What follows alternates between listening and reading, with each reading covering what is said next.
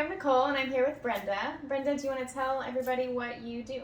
Yes, I'm Brenda Moreno, and I have a private practice in Sugarland, and I focus on couples and individual therapy. Okay. Yeah. So when you do your couples therapy, what's the main modality you use? So I use EFT, which is a model that stands for emotionally focused therapy.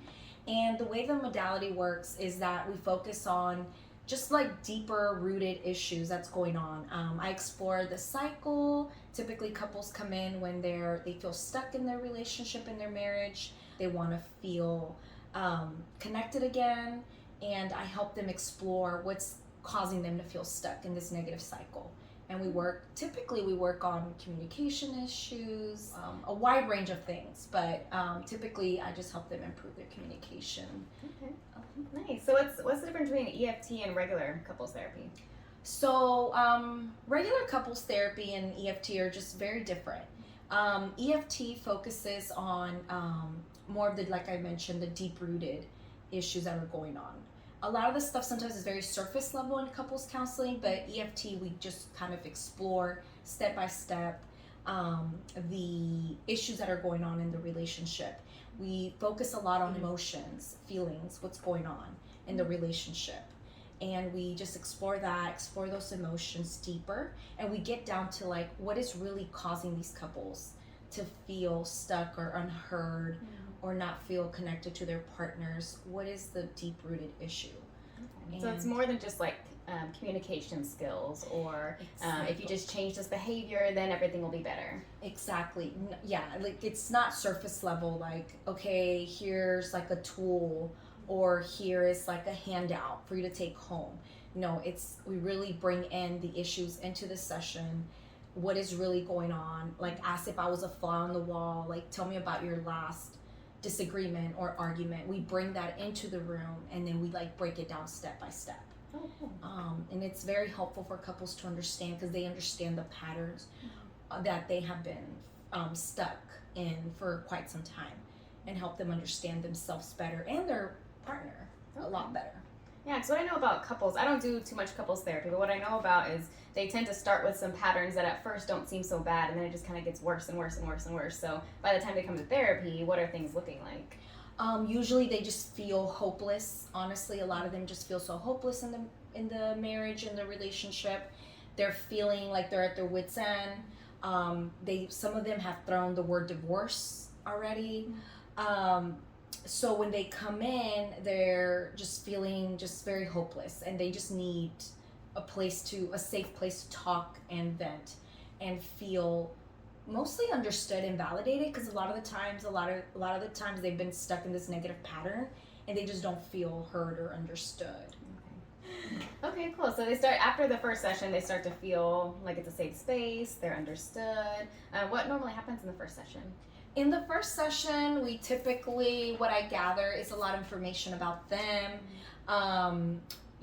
Their pretty much a history of their relationship, kind of how they met, and then we kind of move on how the relationship has progressed until now. Anything that like has really, any traumatic events or anything that's important for me to know, which has caused maybe this disconnect or the lack of communication or the lack of intimacy.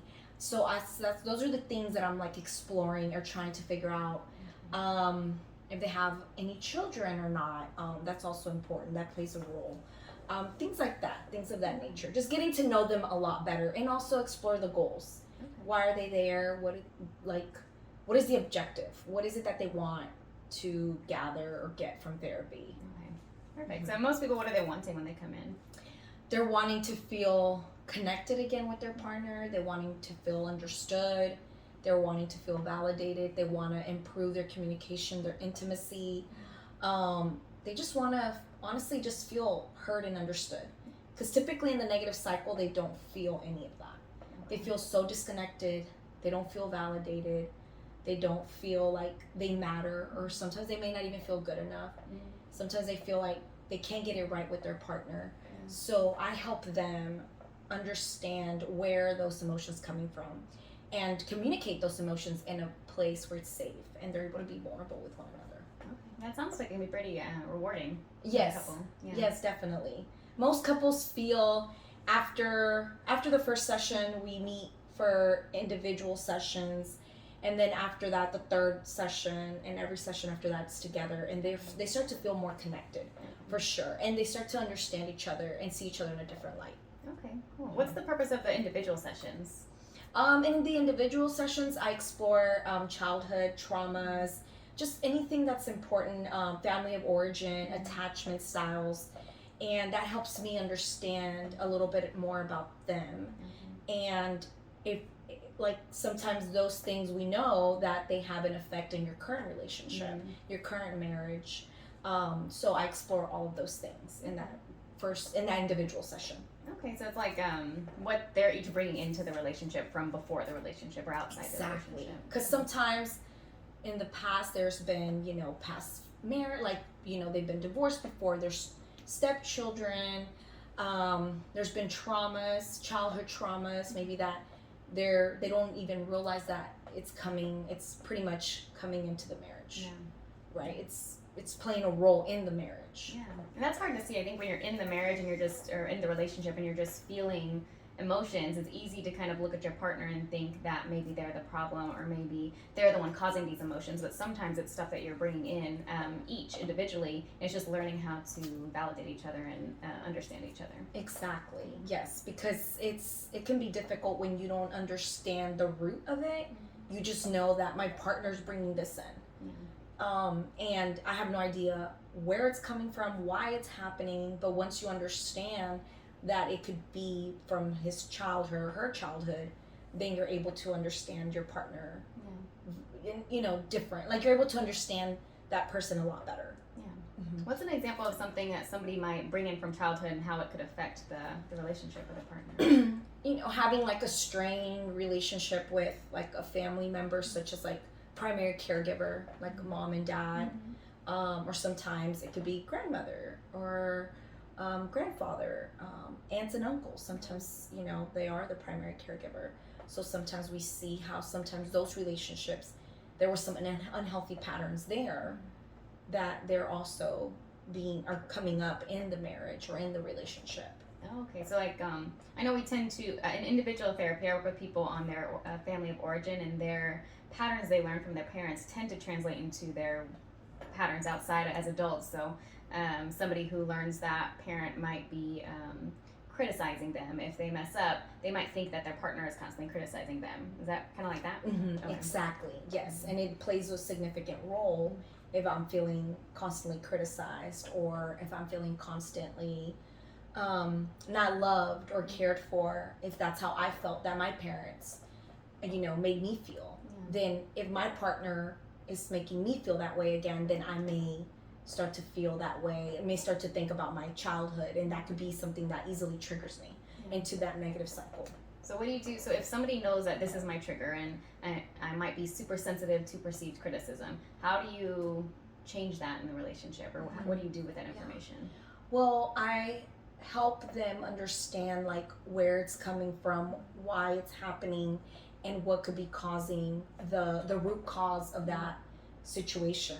I bring it to light, bring it to surface, bring it out to surface, for them to understand and see their partner, and understand why that person may be easily triggered by criticism. Then the other partner can maybe understand, like, okay, this is why. Maybe it's causing, this disconnect, and for them to just understand it. Instead of reacting to it. Exactly. And seeing where it's coming from, right? And the emotion behind it, right? Whether it's hurt or sadness or loneliness or whatever that emotion that comes up for that person, and why they react in that way. Maybe they don't show that partner that emotion. Maybe they show anger or disconnect. They withdraw. We see a lot of that in EFT. Yeah, like the attachment styles. When one person is, I see this a lot in individual therapy, like they're an anxious attachment style and they kind of chase their partner, but their partner might be avoidant or withdraw, and they pull away, and then it just becomes like a chase, and it gets worse and worse. Exactly. We usually, there's a pursuer and a withdrawer, where we say in EFT, and we usually see like one person wants to pursue the other person because they have that anxious attachment style. The other person's like avoidant, like, let me just withdraw, let me go to my safe space. So we also explore those things, and those reactive emotions, those reactive behaviors in the relationship. That makes sense. I mean, and just to clarify, anxious attachment is somebody that's more fearful of somebody leaving or abandoning them, so they tend to get active when they're activated or threatened. They seek the partner to come in and soothe them. Whereas avoidant, the emotions become very overwhelming, and so they tend to just shut down and pull away. So neither of them are really about the other person. They're just their attachment style, what they've learned growing up in childhood, is now impacting the relationship. And you have two people with opposite patterns, so they're not going to really, if you don't understand the other one's patterns, you might become even more reactive. I might think that if you're pulling away from me and I'm anxious, that's a punishment, or that I don't matter.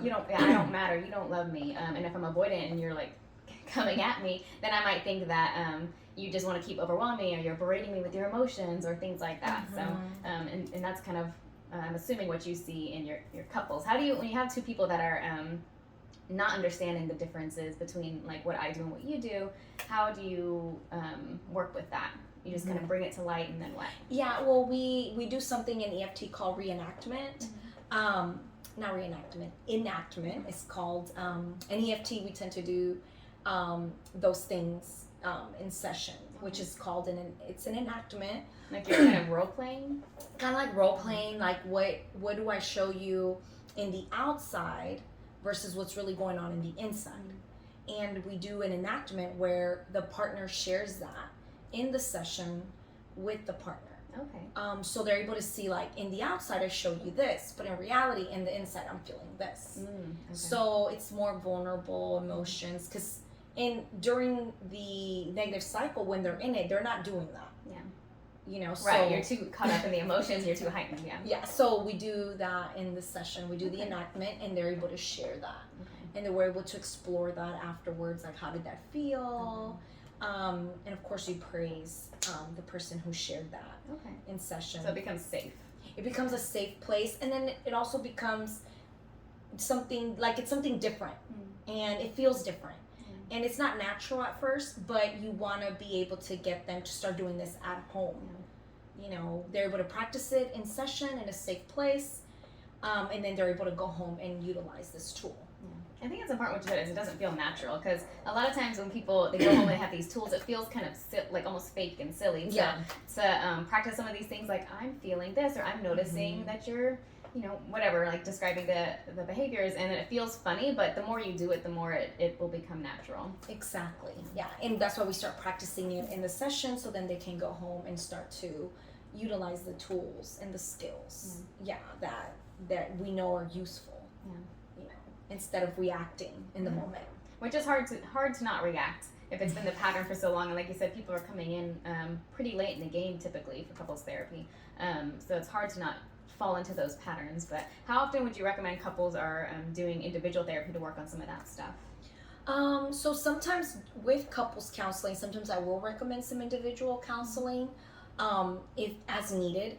But typically, you know, couples are coming in and they just primarily work on couples. But if I do feel like there's some childhood trauma or some unresolved traumas, I will recommend individual therapy to work through some of the stuff if I feel that it's just, you know, getting in the way of couples counseling. Or I may think like, hey, maybe you should just do some individual and, you know, and continue with couples simultaneously at the same time. I have seen, because I do think there's this common misconception that people have to be okay on their own before they can be okay in a relationship, and I haven't found that to be true. People have been able to, in my experience, find healing through relationship and kind of be more interdependent, besides this independence of like, I need to learn how to just take care of myself and be good on my own. It's more of like we can help take care of each other, and not in a codependent way, just in an interdependent way.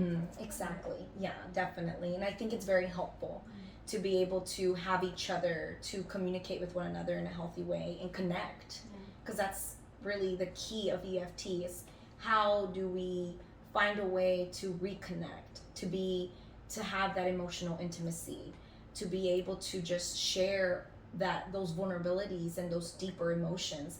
And that's really the key of EFT. Connection. Definitely. Okay, so I think that covers the basics of EFT. Obviously there's a lot more that we can go into depth about. So if anybody has any questions about couples therapy, EFT, any of the attachment trauma stuff we talked about, leave a comment below and we'll kind of revisit and answer any questions you might have. Brenda, thank you so much for coming and talking with me today and helping people understand a little bit more about what EFT couples therapy can do for them.